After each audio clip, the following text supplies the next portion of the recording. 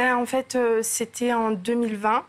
Je faisais ma vie de jeune fille, j'avais 20 ans, je travaillais, je voyais des amis, etc. Enfin bref, je faisais ma vie, pardon. Jeune fille moderne d'aujourd'hui. Voilà, c'est ça. Et du jour au lendemain, j'ai voulu me faire les ongles. Voilà, donc je suis allée chez une femme, à son domicile, faire les ongles. Et du coup, je l'ai vue une seule fois. La deuxième fois, j'y retourne, donc elle me refait les ongles. Et là, ça a été le chamboulement de mon histoire, c'est qu'elle a commencé à me parler de son frère et ça a été plein de mots sur lui, etc., des mots doux, etc. Moi, je n'étais pas intéressée, je n'étais pas d'accord.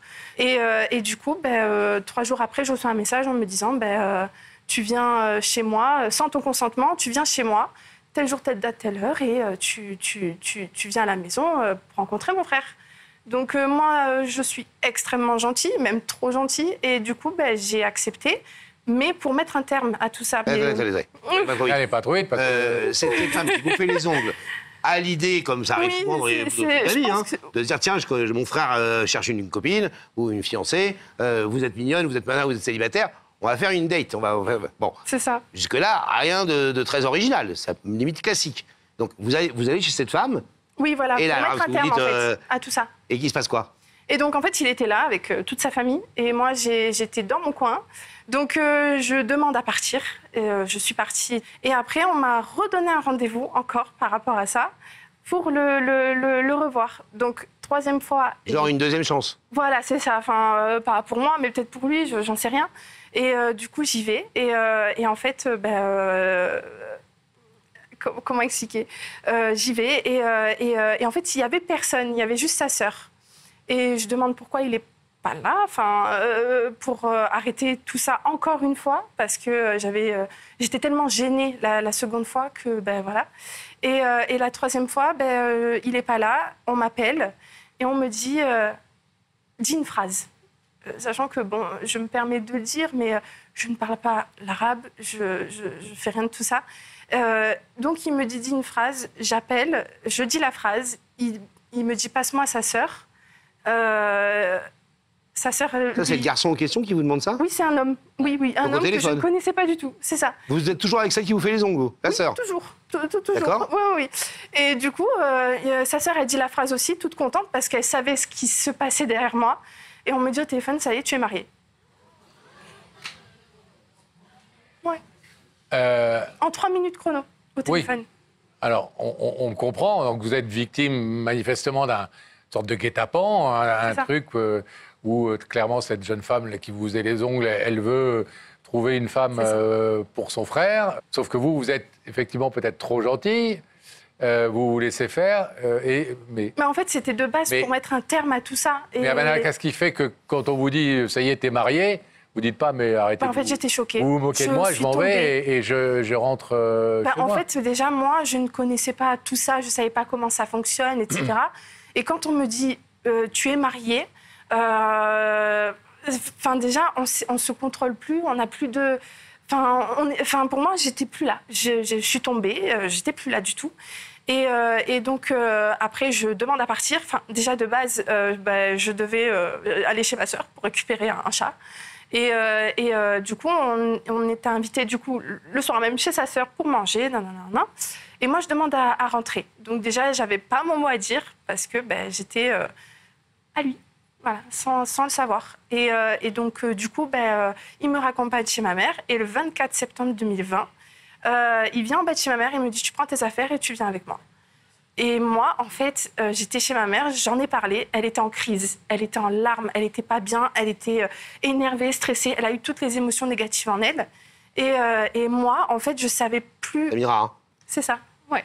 Et moi, en fait, je savais plus quoi faire, quoi dire, parce qu'en fait, il m'harcelait, donc il y avait un stress en même temps, il y avait ma mère, il y avait lui, et moi, pour prendre une décision. Et moi, je ne voulais pas partir de chez ma mère parce que, déjà, à 20 ans, en tant que jeune fille, du jour au lendemain, partir de chez sa mère alors qu'on était fusionnels, on considère que ma mère, c'est comme ma grande sœur, on a toujours été bien ensemble, etc.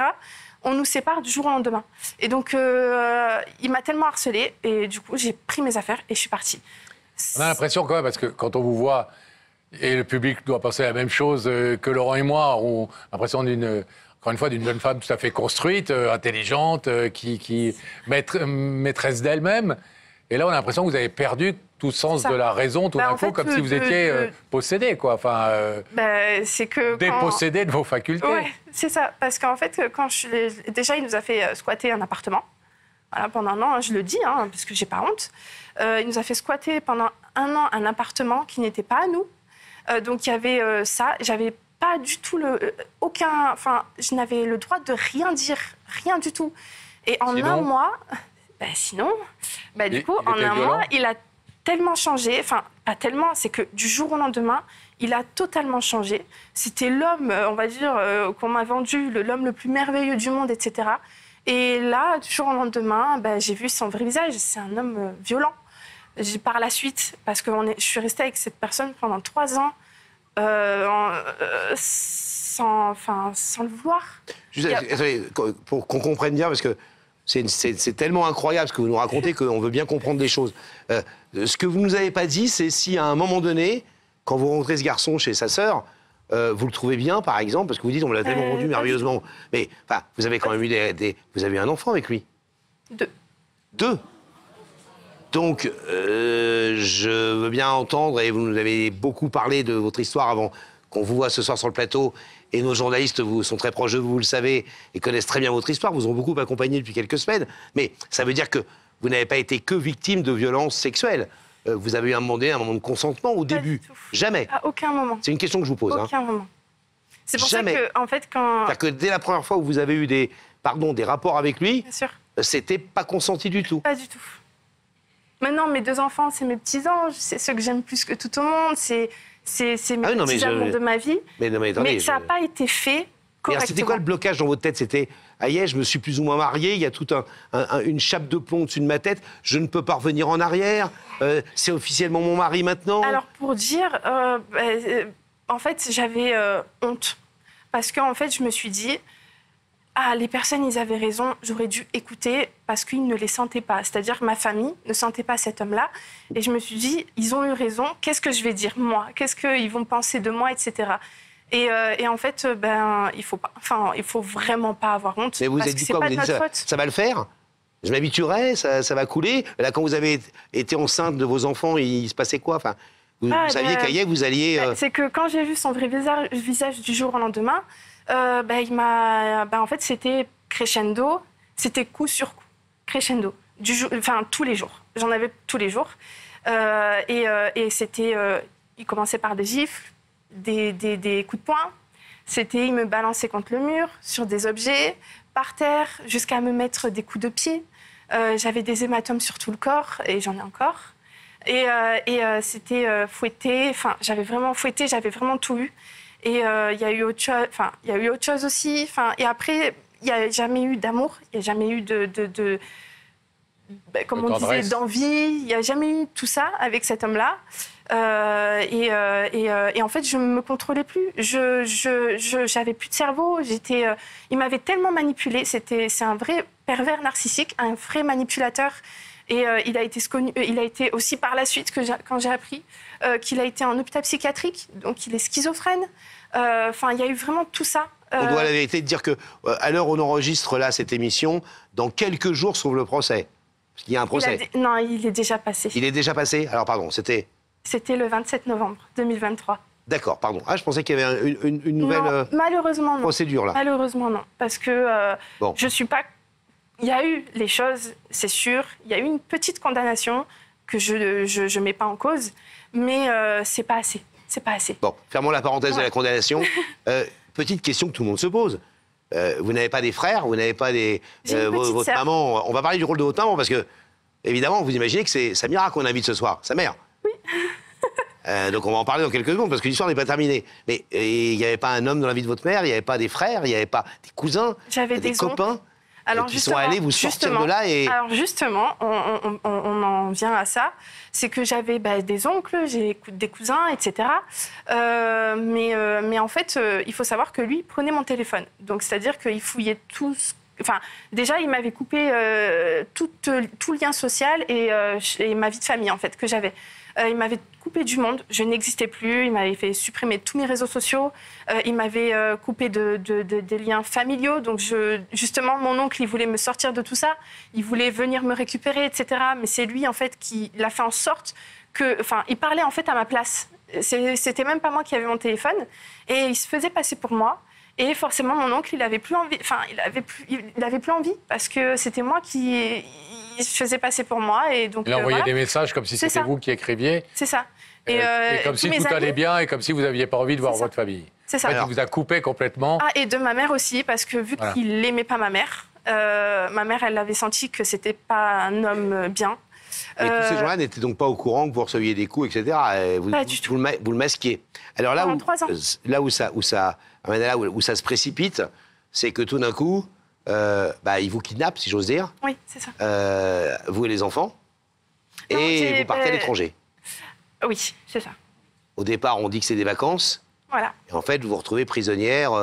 Voilà, il m'avait pris avec mes enfants, il m'avait pris tous mes passeports, cartes d'identité, les passeports de mes enfants, carte vitale, carte SIM. J'avais vraiment plus rien, il m'avait tout volé. Et en fait, il nous a emmenés les enfants. Enfin, moi, il faut savoir que j'étais enceinte aussi de mon fils. Du deuxième ? Oui, c'est ça. Oui. Je prenais même l'avion à 8 mois de grossesse, alors que c'est interdit. Il me disait de rentrer mon ventre et tout ça. Enfin bref. Ouais. Et donc, en fait, il nous avait emmenés au Maroc pendant 3 mois, parce que j'ai réussi à m'en sortir. Sinon, on serait encore là-bas. Donc, c'était le mois d'août 2023. Il nous ramène là-bas et il me dit, on va vivre là-bas. Donc, là, il avait le champ libre. Là-bas, c'était pour lui, il pouvait faire ce qu'il voulait, etc., même par rapport à moi. Moi, à chaque fois, quand j'avais été victime, parce qu'il faut savoir aussi qu'il y a eu des violences intrafamiliales, c'est-à-dire que moi, j'en ai vécu, mais mon fils aussi. Et ma fille, elle a été victime au niveau du traumatisme. Elle voit... Psychologiquement. Voilà. Elle a été très touchée. Quel âge a-t-elle aujourd'hui, votre fille ? 2 ans. Ouais. Et votre fils ? 1 an. Et donc, en fait, ma fille, elle est, voilà, comme je vous ai dit, victime psychologique. Et mon fils, c'était physique. De 0 à 3 mois et demi, il s'en est reçu plein la figure tous les jours. Un bébé ? Ouais, un bébé. De la tête aux pieds. C'était, Là, vous êtes au bout de l'horreur, au bout de votre vie, si j'ose dire. Ouais. Vous et vos enfants. Si moi, justement, je veux l'aider, je voulais aider mon fils, mais c'était soit moi, soit lui. Du coup, je protégeais mon fils pour me recevoir moi, en fait. C'était un des deux. Et votre maman, tout d'un coup, Zoro est arrivé. C'est ça. Votre maman commence à réagir. C'est ça. Elle commence à comprendre que c'est du lourd. Elle a contacté les associations de la ville de Toulouse pour m'aider. Elle a contacté les associations de la ville de Nice. Elle a contacté le ministère de l'Intérieur. Elle a vraiment alerté beaucoup de monde pour moi. Elle est allée voir les policiers, la gendarmerie. Elle est allée voir tout le monde. Et moi, en fait, je ne savais pas tout ça jusqu'au 24 septembre où je me dis « Stop, tout ça, je vais enfin texter ma mère. Je vais essayer de lui parler. » Et après, j'avais une opportunité que je devais saisir. J'étais la plus heureuse du monde. En fait, il devait partir en France pendant 1 semaine. Et j'appelle ma mère le soir et je lui dis « Maman, j'ai besoin d'aide. Je vais te raconter mon histoire. » Et je lui ai tout raconté. Ma mère, elle est au courant qu'elle est grand-mère que depuis octobre 2023. Elle n'était pas au courant que... Elle ne savait même pas que vous aviez eu 2 enfants. Rien du tout. Et je m'en souviens de la phrase qu'elle m'avait dit de ma mère, c'était ne t'inquiète pas, quand tu mettras la tête dehors, tout le monde est au courant.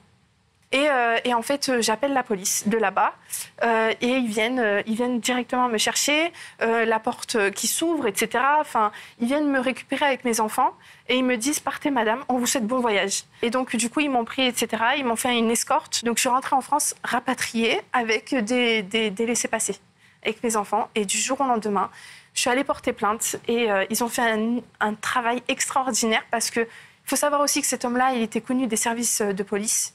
Depuis des années. Mais après, voilà, c'est du jour au lendemain, j'ai réussi à m'en sortir. Et la justice 2 jours après... suit son cours. On rappelle que c'est une affaire qui était il n'y a pas si longtemps. Alors, voilà. La question qu'on se pose maintenant, c'est... on a beaucoup entendu, on a bien compris votre histoire.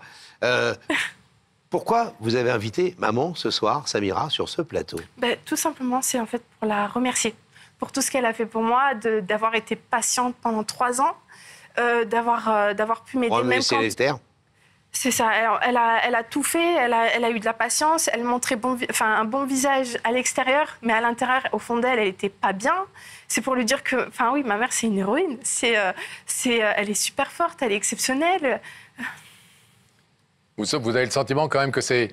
Parce que vous avez eu, vous aussi, beaucoup de courage à partir du moment où vous avez repris un peu votre cerveau, comme vous dites, votre libre arbitre, votre dignité. Vous aussi, vous avez eu beaucoup de courage. Mais vous avez le sentiment que sans votre maman, vous ne vous seriez jamais sorti de ce guêpier? Pardon?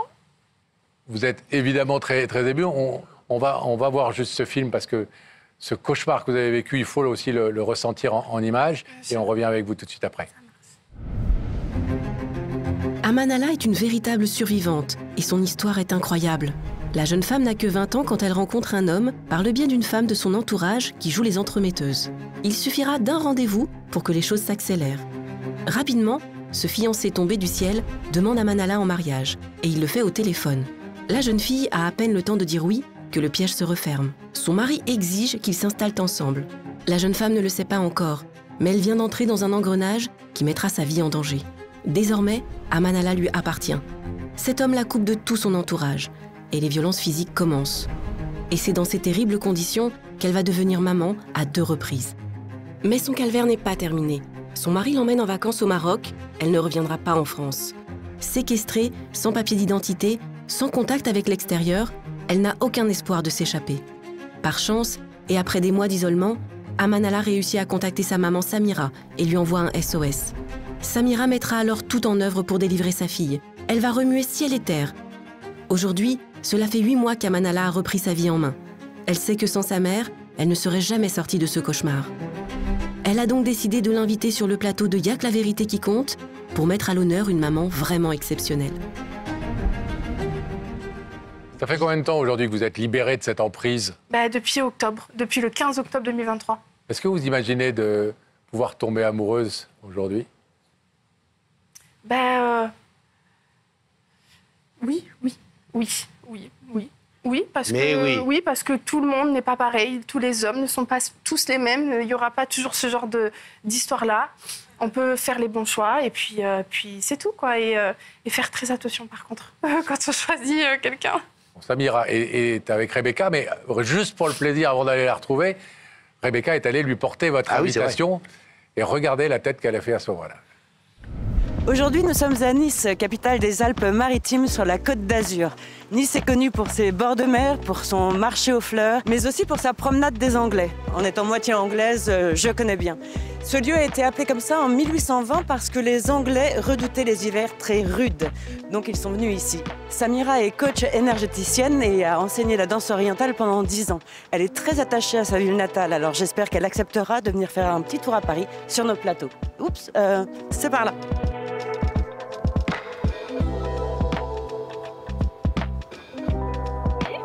Oui, c'est Rebecca de l'émission Y'a que la vérité qui compte. J'aurais voulu voir Samira. Vous êtes à quel étage? On peut monter?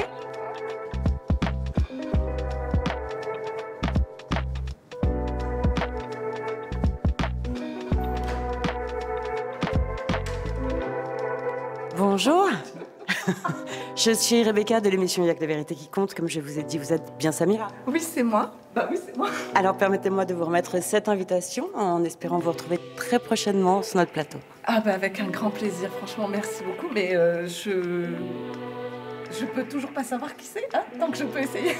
Non, vous pouvez même encore essayer, mais vous ne saurez pas. En revanche, vous le saurez sur le plateau.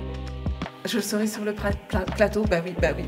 Si j'arrive pas à parler, c'est que je suis choquée.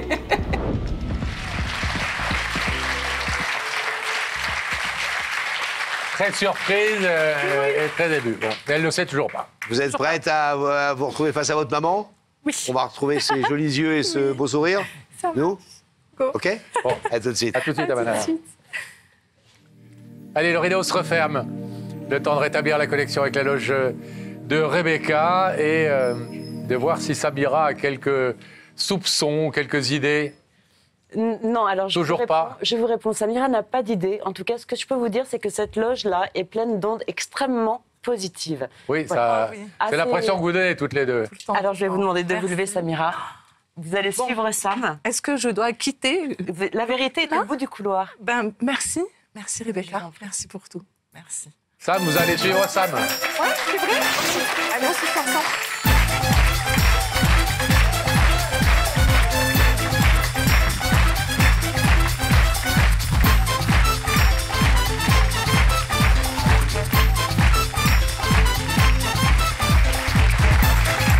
Bienvenue, bonsoir. Je vous présente Laurent. Ça va bien? Hop. Ah bah oui, c'est nous. Très honorée d'être avec vous ce soir. Très honoré de vous recevoir. Merci Nous aussi, beaucoup. on est très heureux. Merci. Vous connaissez l'émission, évidemment? Sinon, vous nous feriez pas ces petits compliments? Oui. Ah bah oui. Ouais. Oui. Est-ce que je viens pour vous, finalement? Peut-être. Eh bien, vous savez quoi? Vous faites bien. C'est ça. Nous aussi, on est venus pour vous, spécialement ce soir. Merci. Merci flatteur. pour votre accueil à tous, vraiment. Merci. Merci à vous tous. Vous connaissez donc l'émission? Vous vous êtes demandé, j'imagine, qui vous invitait ce soir? Ah, Madame Mia, oui. Est-ce que vous avez une petite idée? Non, je préfère pas. Un Vous homme? préférez pas, c'est-à-dire que vous avez quand même des petits soupçons, des Ah petits... bah, j'ai refait toute ma vie, moi, depuis, hein. Donc j'ai réfléchi, mais je suis Qui j'ai pas vu depuis longtemps? pas vu, qui je veux pas voir, qui je veux voir, qui c'est possible, qui c'est pas possible. Vous êtes marié? Mais... Oh non, Donc ça... pas encore. Pas encore? Vous avez des enfants? Oui. Bon.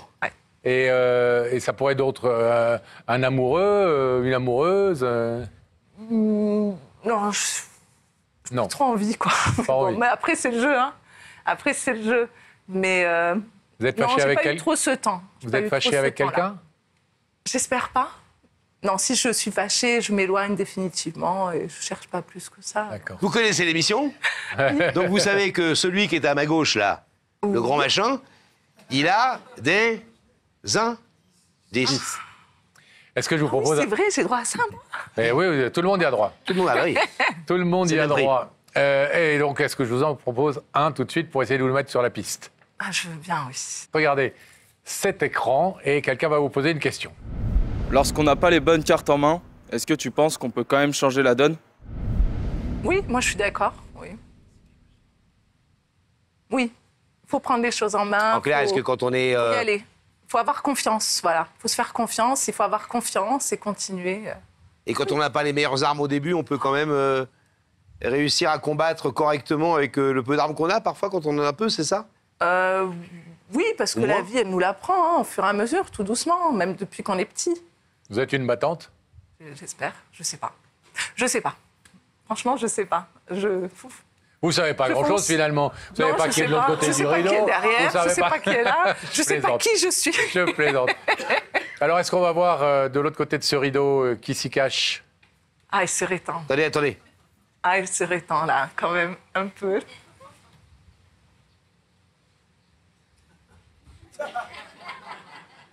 Vous les aimez bruns, un peu viril, sur deux? Ne regardez pas comme oui. ça, j'aurais rajouté qu'un peu d'embonpoint. Oui, je les préfère quand ils s'appellent Laurent ou Pascal. Toujours. Toujours pas d'idée. Non, vraiment pas.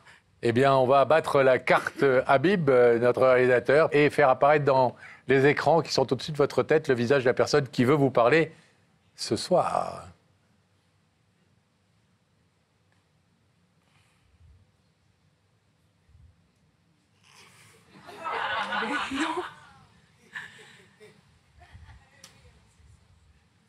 Beau gosse? Ouais.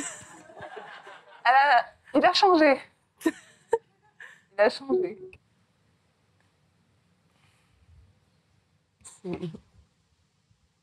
C'est ma fille.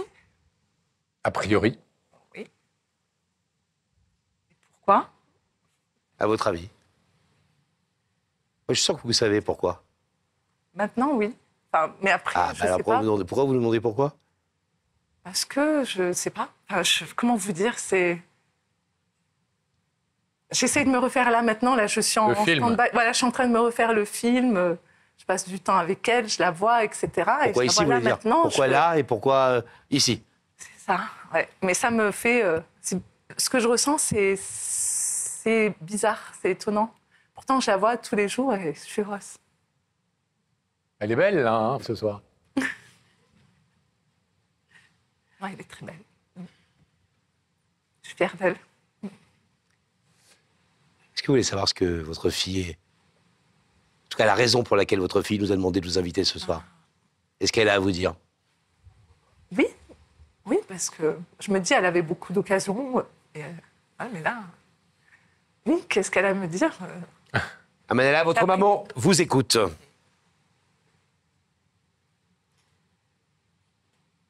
Ça va? La pression, elle est redescendue. Tu t'y attendais absolument pas. Pas du tout. Alors, en fait, je t'ai fait venir ici parce qu'en fait, c'était important pour moi de le montrer aux yeux de tous et surtout pour moi-même. En fait, je t'ai fait venir ici pour te remercier pour tout ce que tu as fait pour les enfants et moi, de nous avoir sauvés de ces 3 ans d'enfer et surtout de te dire que tu es une héroïne, que tu as été beaucoup patiente, que tu as été exceptionnelle. Je te remercie de nous avoir aidés, sauver la vie surtout, sauver la vie de tes petits-enfants surtout. Et pour moi, c'est important de le dire, mais autrement, parce que je t'aime, je te le dis tout le temps, mais pour moi, c'est pas assez. Voilà, quoi, c'est pour te remercier et te dire à quel point t'es une maman formidable et on devrait tous avoir des mamans comme toi. Si. Et surtout, ne doute jamais de toi. Et regarde ce que tu as fait. Regarde ce que tu as fait. Donc, ouais, pour moi, tu es une héroïne. Merci. Vous imaginiez pas Samira, il y a 3-4 ans, je veux dire, il y a 3 ans, 2 ans et demi, 3 ans, que vous vous retrouveriez à Paris ce soir face à Pascal et Laurent, jamais avec 200 personnes dans le public, et que jamais. Vous seriez en train d'entendre une histoire que vous connaissez par cœur. Vous ne la connaissiez pas complètement à l'époque, hein? Non. Elle était work in progress, comme on dit, en train de se vivre. C'est ça. Et que vous seriez là avec votre fille sur un plateau de télé, en train de vous faire remercier par votre enfant, la maman de vos petits-enfants. Et qui, pour moi, c'est elle. C'est elle le héros. Moi, non, je fais que suivre, en fait. Quand vous avez l'impression que vous avez tout perdu, que vous avez déjà perdu, il n'y a plus rien à perdre. Donc, vous foncez. Et on aide le destin à s'améliorer, à ouvrir les portes. Et elle m'a aidée. Elle m'a beaucoup aidée. Elle a pris de grandes décisions, des vraies décisions. Et elle a gardé son libre arbitre. C'est important. Il fallait qu'elle garde son libre arbitre parce qu'il y en avait marre qu'on décide pour elle. Vous êtes vraiment dit à un moment donné, je vais la perdre, ma fille? Perdre définitivement parce que je la verrai plus? Oui. Ou perdre parce qu'il peut lui arriver un truc? Ah oui, c'est très grave, bien sûr. Bien sûr. Et j'ai espéré tout le temps. Et pendant 3 ans, en fait, comme je dis, je l'ai fait vivre avec moi, tout le temps. Tout le temps, je lui parlais, tout le temps, je lui souhaitais bon anniversaire. J'ai senti qu'elle avait des enfants aussi. Je le savais. Même le prénom de ma petite fille, je l'avais écrit. Il y avait une connexion. J'étais connectée avec elle. Voilà. Elle a une sœur aussi qui était présente aussi. Et des fois, on se dit pourquoi? Qu'est-ce qu'on a fait? Qu'est-ce qu'on a mal fait? Pourquoi ça lui arrive?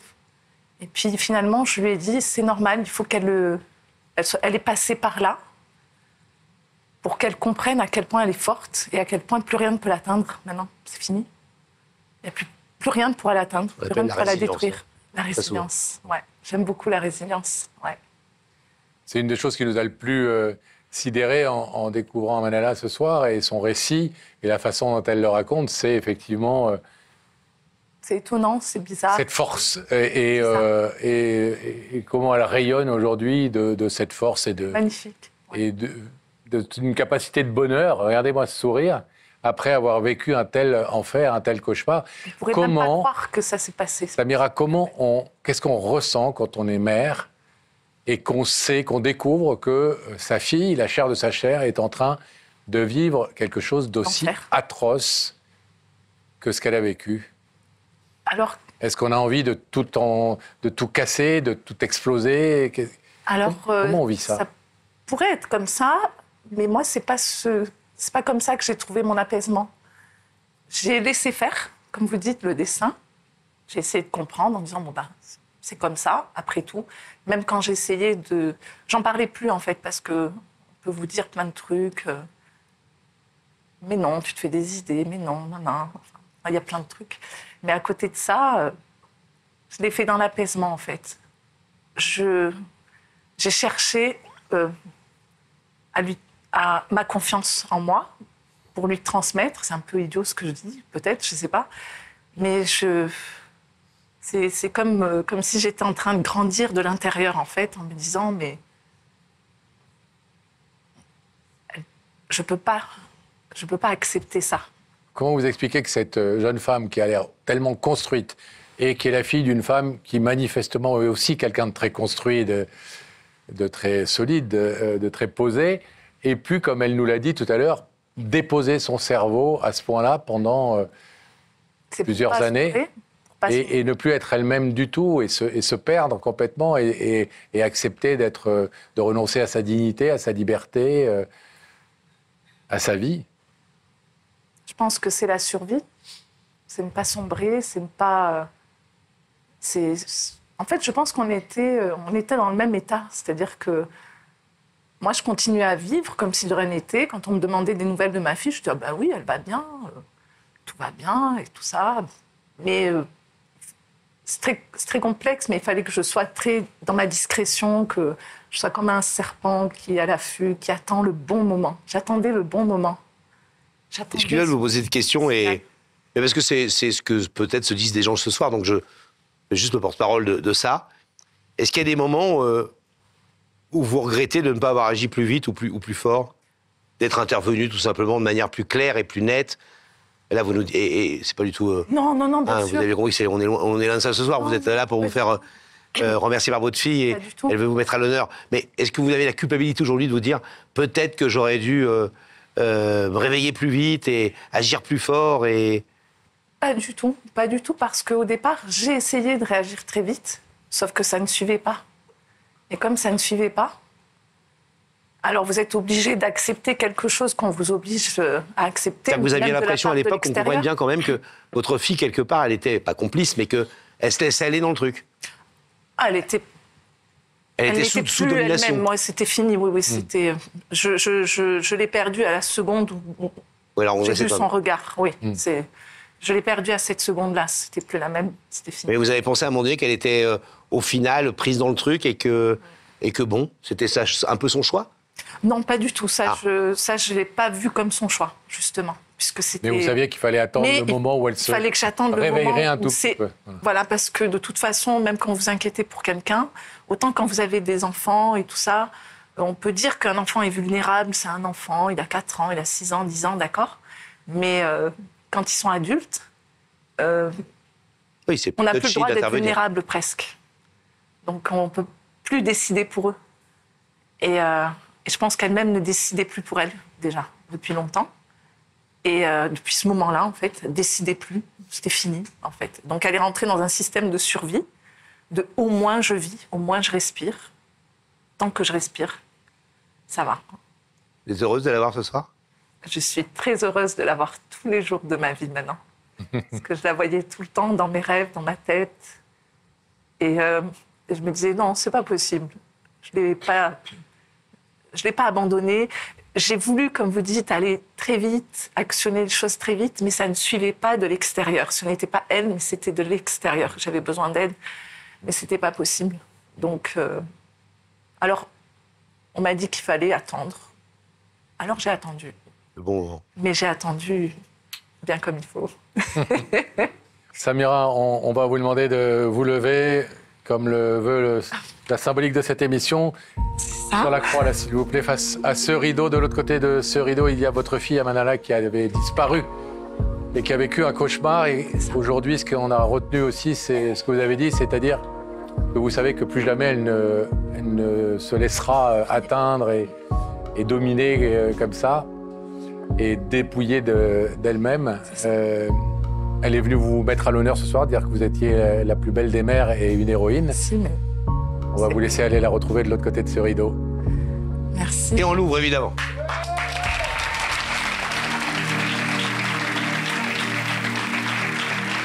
Allez-y.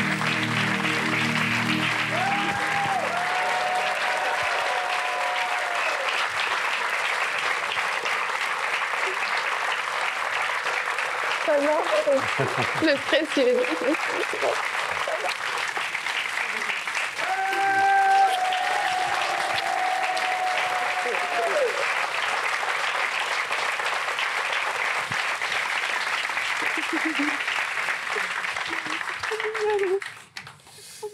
Et ben voilà, c'est chose faite. On a une fille qui est venue nous dire qu'elle était fière de sa mère, mais on a aussi une maman qui a bien des raisons d'être fière de sa fille, parce que vraiment, elle nous a donné un exemple formidable ce soir. Je voulais juste vous remercier toutes les deux, parce qu'au travers de cette histoire à la fois dramatique et puis merveilleuse par son issue favorable, je pense qu'il y a beaucoup de messages qui sont passés auprès des gens qui nous regardent.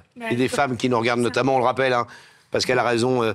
Évidemment qu'on lutte, comme nous tous, j'imagine, mais on a beaucoup de jeunes femmes qui travaillent dans notre équipe et qui connaissent dans leur vie personnelle des choses de ce type, etc.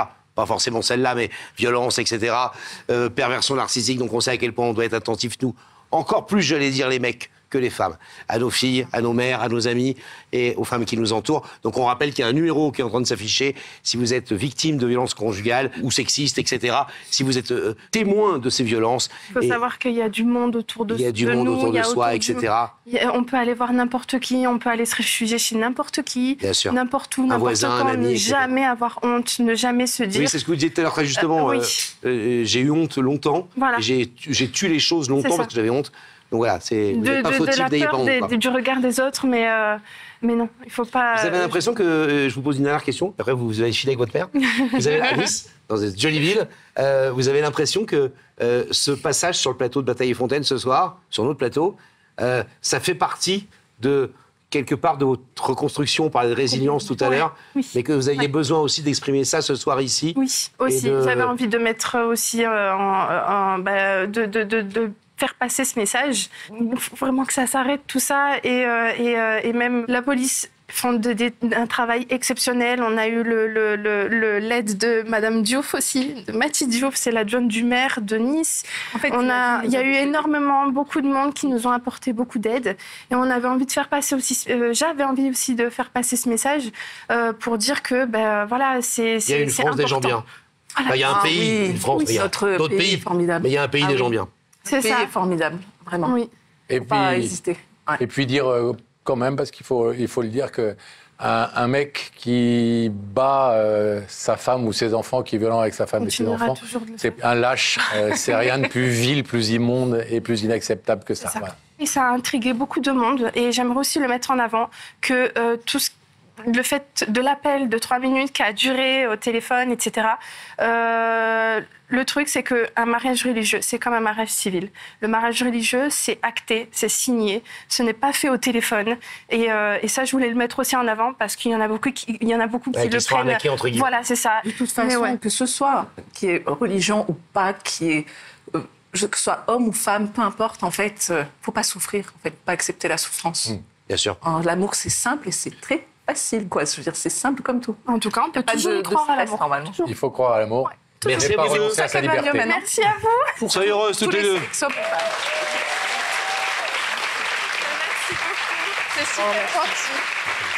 Soyez heureuses. Bravo. Bye bye. Par là. Main sous bras dessous, allez. Prenez votre fille avec vous et vous partez là-bas. Merci. Quelle belle histoire. Incroyable.